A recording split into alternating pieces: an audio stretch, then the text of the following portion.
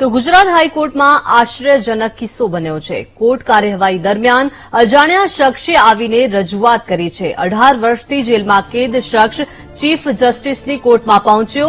Contempt of કોર્ટમાં રજિસ્ટ્રારે વાંધો લઈ અરજી રદ કરી હોવાનો શખ્સે દાવો કર્યો છે।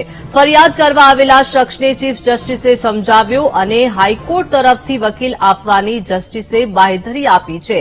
અરજદારે પાર્ટી ઇન પર્સન તરીકે કેસ લડવાની જીદ કરી હતી। સામાન્ય નાગરિકની માફક જસ્ટિસે શખ્સને સમજાવ્યો અને લીગલ કામગીરી નબળી હોવાની શખ્સે રજૂઆત કરી।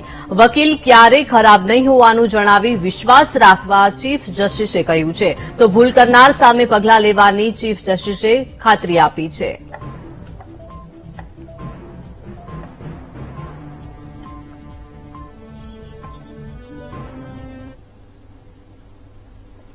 તો આ તરફ નવસારીના ધોલાઈ બંદર પર